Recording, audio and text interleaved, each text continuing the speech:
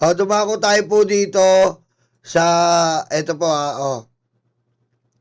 Sabi ni Rapi Tulfo, kargador lang sila, hindi mga bayani. Pinakita niya po yung Marines. Aray ko. Alam mo, ito si Baligod, gumagawa pa ng pangalan eh. Sa totoo naman paano po natin ituturing na bayani ang mga dishonorably discharged? Aray ko. Di ba? Ang tinuturing mo pong bayani ay nagbigay ng karangalan sa Pilipinas.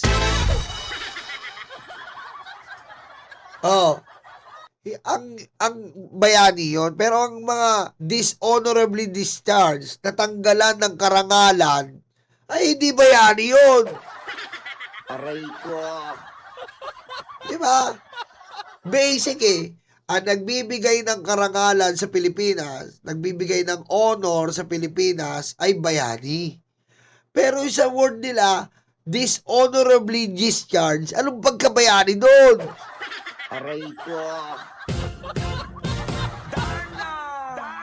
Dishonorably discharged nga Anong pagbayabayani mo doon? Aray ko. Bakit ano po ba yan? Pakinggan nyo po ito. Sarili nilang statement, mga kababayan. Mga karayuma. Kung matatandaan, tanong, sabay-sabay kayong dumating. Saan po muna kayo nagkita-kita bago kayo pumunta ron? Sa White Plains. Sa safe house po namin na pag-aari ni Baligod. Medyo matagal na kami doon, sir. Simula nung nawala na kami kay Saldi ko.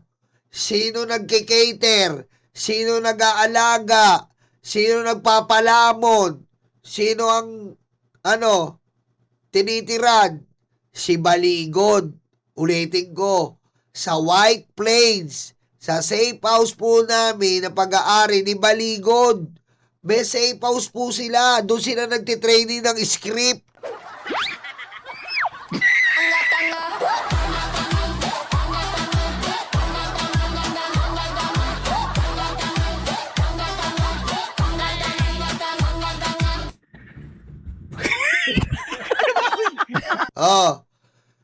Ayan simula nang wala na kami kay Saldi ko. Ibig sabihin, Saldi ko, wala ng trabaho. Nandun sila kay Baligod. Paano mo mapapalamon ng 18 na may mga pamilya? Sige nga po. Paano mo mapapalamon ng 18 na may mga pamilya pa? Sila na ng 18, paano mo papalamon ni Baligod? Aray ko. Nakatira kami doon kasi nirecommend ni Atty. Baligod kay Butch Buduan na doon kami tumira para sa aming safety at walang bayad. Sa tingin nyo lang yan. Aray ko.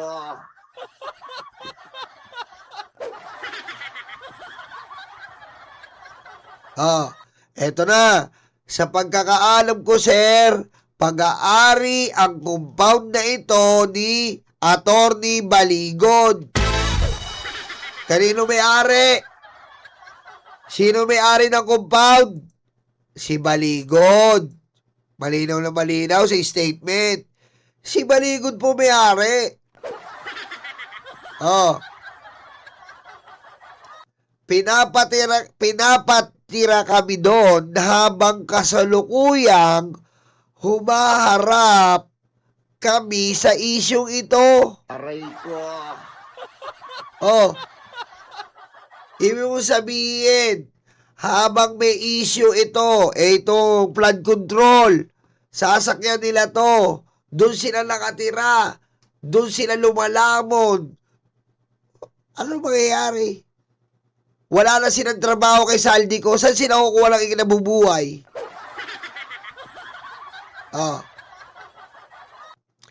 Saan po sila kinakamuha ng ikabubuhay, mga kababayan? Araw-araw kumakain ka. Lahat ng mga may pamilya. Saan po sila kukuha ng ikabubuhay pampalamon sa pamilya? Aray ko. Ah. Siyempre, babayaran. Kaya nga po si Baligod, ang todo explained para hindi po mabuking ang script. Kaya si Marcoleta, ang todo explained para hindi mabuking ang script. Kaya nga si Mike Defensor, ang todo explained para hindi mabuking ang script. Aray ko. Ah. Bakit po ba tayo dumating sa ano? Isipin nyo mga kababayan. Bakit ba tayo dumating sa Marines? Bakit? Dahil kay Gutesa? Ngayon, planado nila yan.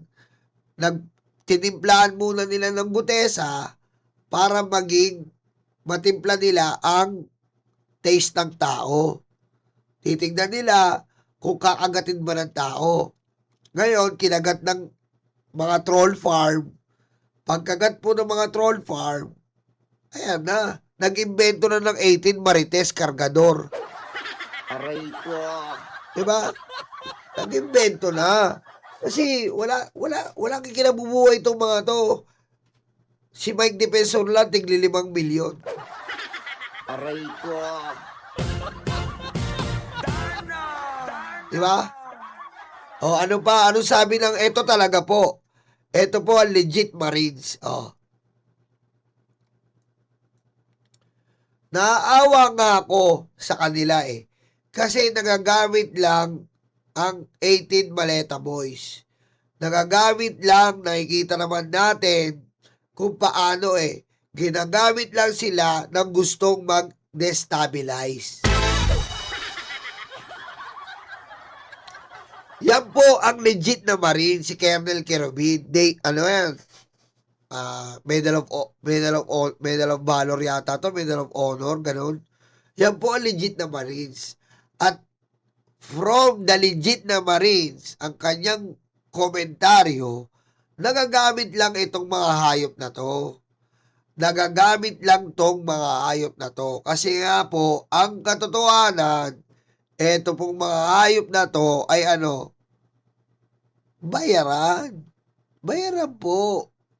Kasi, ang layo ng mga statement. Hindi po nila alam ang dagat sa lake. Hindi po nila alam ang iPhone kung kailang nilabas. Hindi po nila alam ang money laundering na hindi ka pwedeng mag-withdraw o magpapalit ng 60 million peso in a day. Aray ko.